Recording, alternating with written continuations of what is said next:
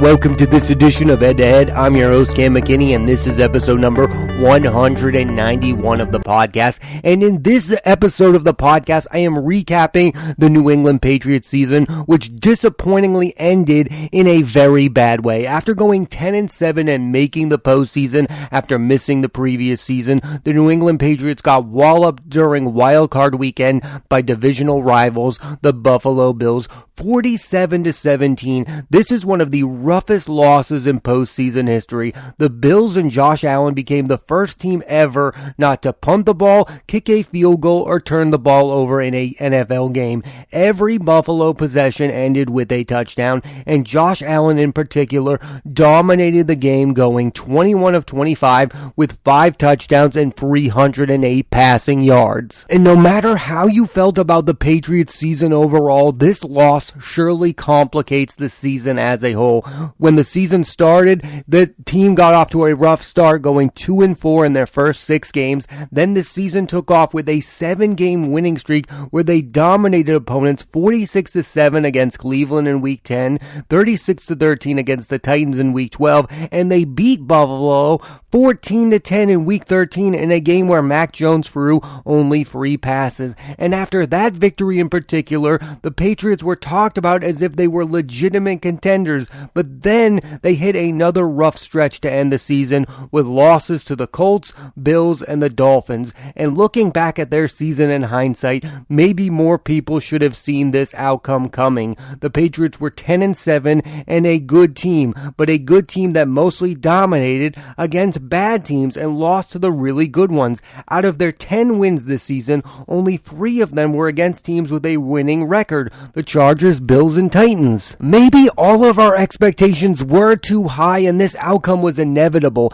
Still, it's hard to fathom that the team that won 7 in a row would be blown out that way. So what happened? First, we have to look at them defensively. They were not the same defense down the stretch, and I look at Matthew Judon, who was their best defender and best offseason acquisition. After that win in Buffalo in December 16th, he had 0 sacks the rest of the season. Before that, he had 12 and a half. He was the anchor of the defense and the reason that unit stood out. At one point, he was the favorite for Defensive Player of the Year. I mean, he just did not show up in those final games, whether it was because of injury or other circumstances. Then on offense, you have Hunter Henry, who was a tight end who became the main target of Mac Jones. He had 9 touchdowns on the season, and he was their main red zone offense, and he did not score a touchdown in his final 4 games. You brought in these 2 guys. They were your 2 big offseason acquisitions. They both had excellent first seasons with the team, but down the stretch,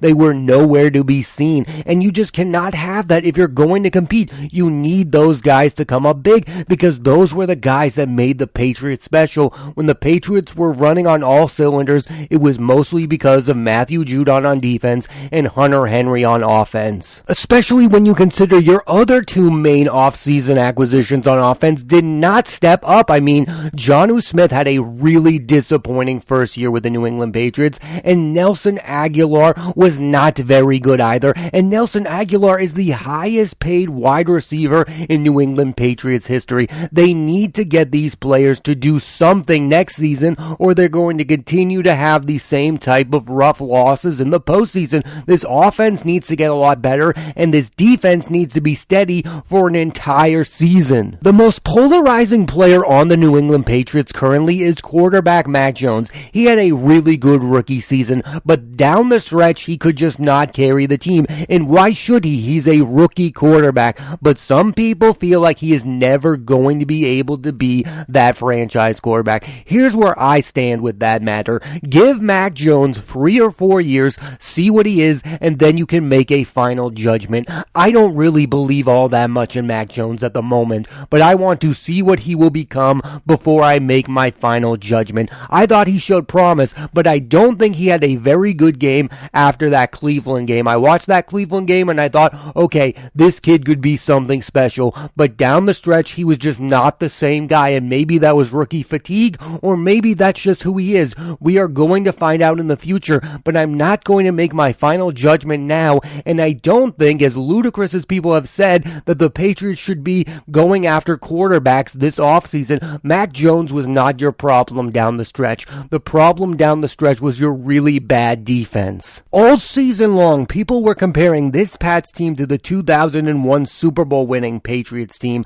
mostly because of their defense and running game, but I don't think that's a team you should aspire to be in 2022. In 2001, there were two quarterbacks who threw for 4,000 yards. In 2021, there were 10. This is the era of the super-powered passing offense. The running game just simply isn't as prevalent. In 2001, there were 15,000-yard rushers. In 2021, there were only 7. You need a better mix on offense. Yes, Damian Harris and Ramondre Stevenson are really good running backs, but they became mute when the team is down and need a comeback. If the Patriots are going to be a complete Super Bowl winning team again, they're going to have to become a more balanced offense. Yes, the 2021 Patriots had the 10th rushing leader in the NFL with Damian Harris, but they ranked 15th overall in the NFL in receiving yards and 8th overall in rushing yards. I'd like to see those stats reverse moving forward.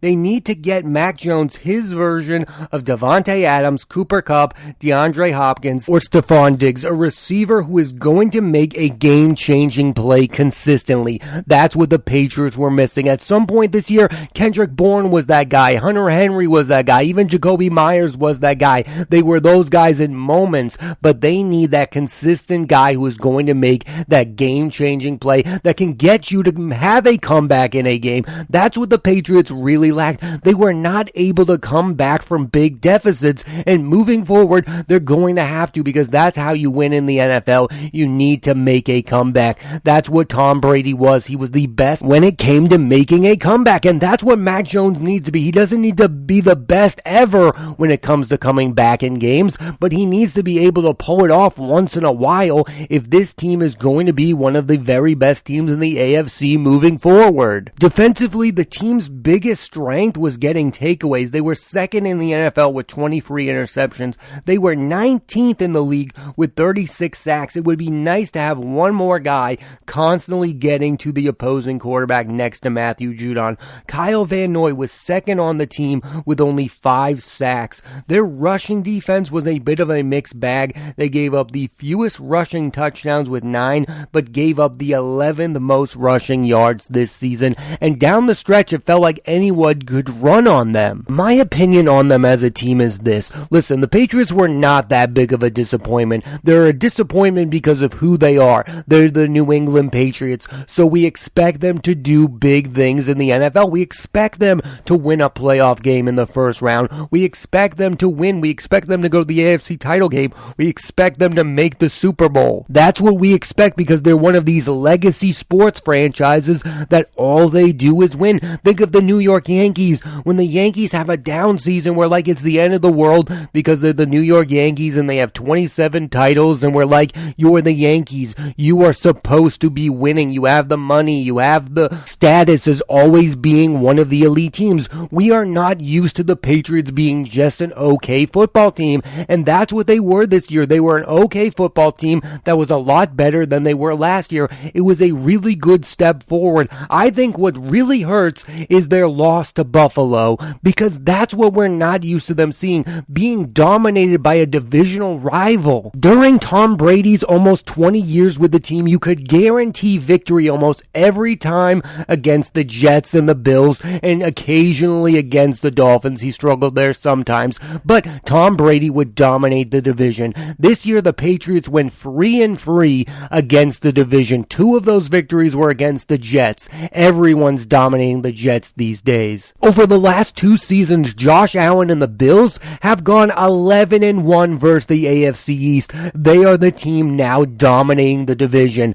not the New England Patriots, and that's not something we're used to. So yes, when you see that playoff game and you go, oh yes, it's the Pats and the Bills, the Patriots are going to dominate, because they've been dominating the Bills for almost 20 years, and that's just not the case anymore. And it looks on record, again, the Bills are 3-1 versus the Patriots in the last 2 seasons, and the only game they lost was mostly due to the weather. I mean, that game was bonkers. I mean, it was all about the running game. The Bills couldn't throw the ball, and a lot of people looking back at that think that the Bills could have won if they allowed Josh Allen to do what he did in that postseason game, which was dominate with his passing game and his running attack. The reason we all should have doubted the Patriots as being this dominant team this season is because they didn't dominate their division, and I think that's what all the great NFL teams have in common. They dominate their division. Look at what Aaron Rodgers and the Packers do against the rest of the NFC North.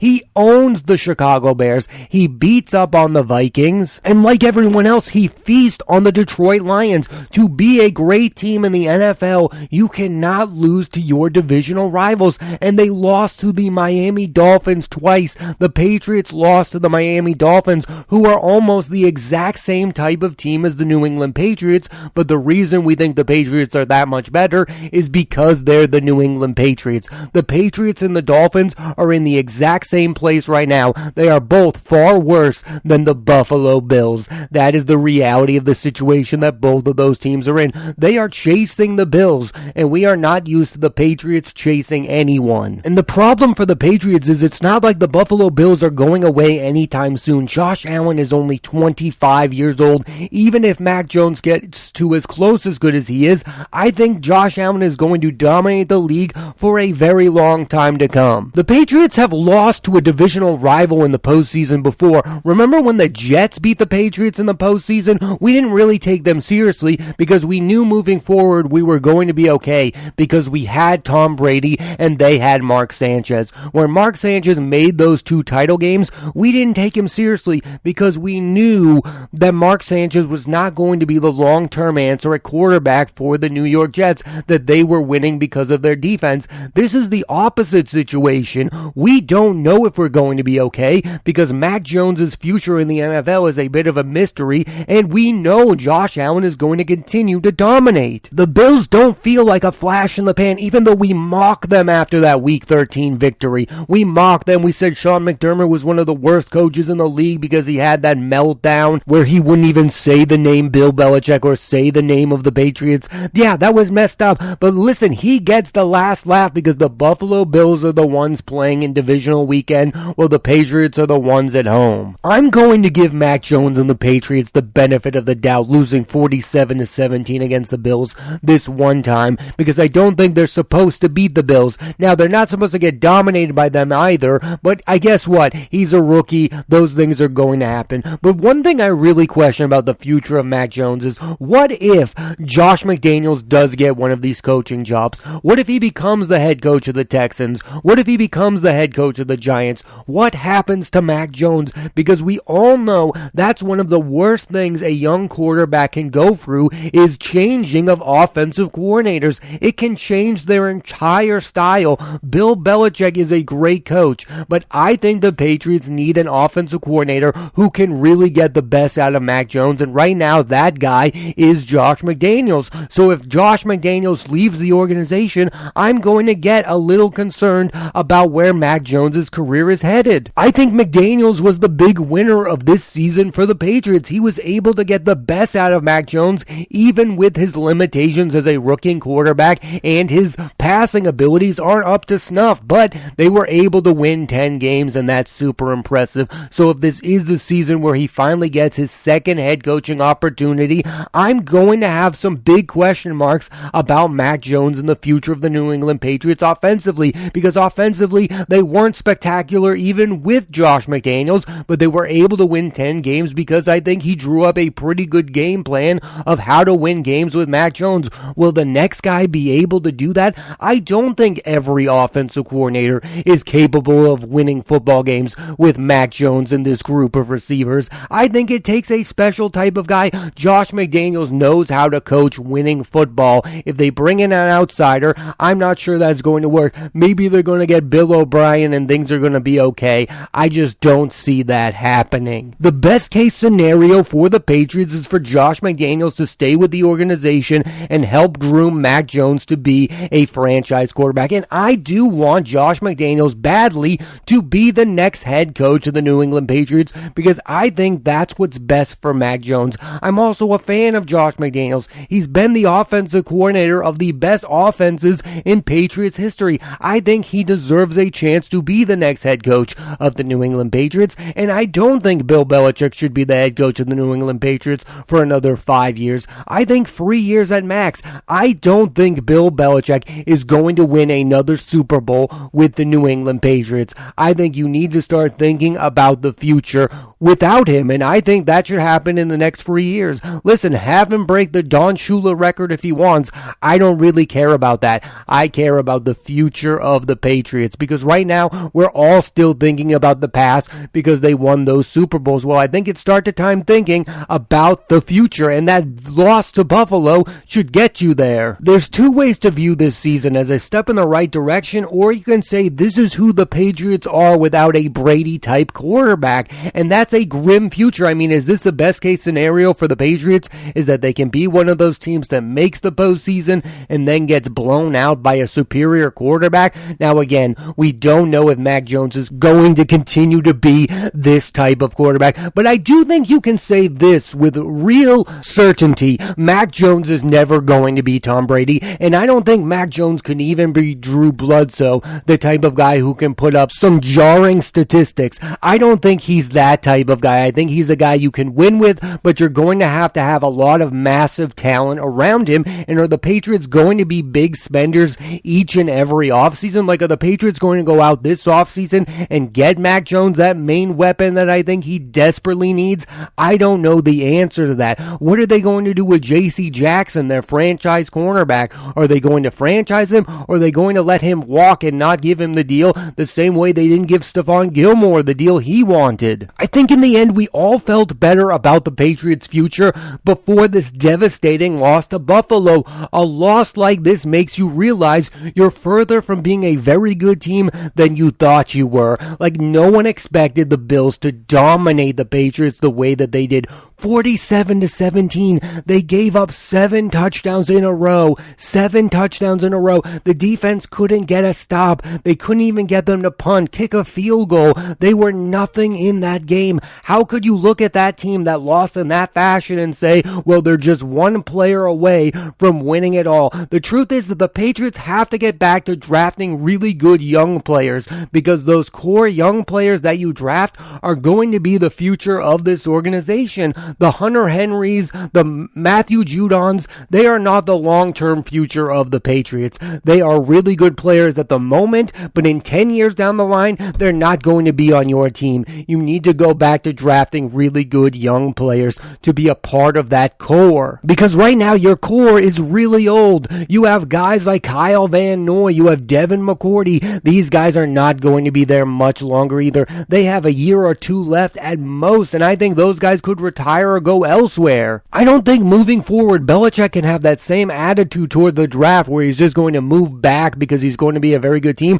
This team should consider moving up in the draft and getting as much good talent on this team as possible, because the players that this team drafted are not the best players on this team by a mile. The Chase Winoviches, the Josh Uches, they were nowhere to be seen in that loss at Buffalo. Where are those guys? What are you doing? You're not developing your young players, and that's the most frustrating thing about this New England Patriots team. This team is supposed to be about the future, not about the now. I said this on a podcast earlier. This year wasn't going to mean that much to me anyway. Even if they beat Buffalo in the postseason, it's not about the now with the Patriots. It's about the future. And right now, I'm not that excited about the Patriots' future. They need to get me excited about the future of this team, and they need to do it now. And I get it. A lot of you are probably listening to this podcast and saying, Cam, give the Patriots a break. They won 6 Super Bowls over 18 years, but it's been said over and over again over the years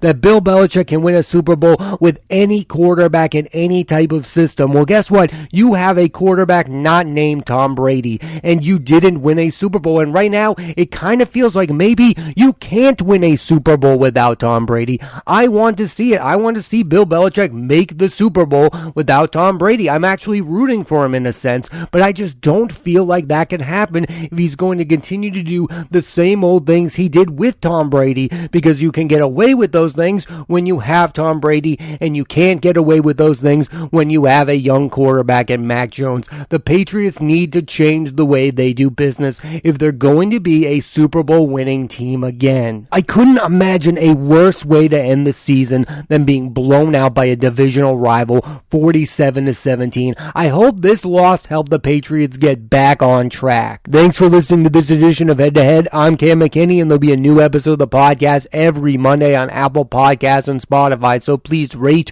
review, and subscribe.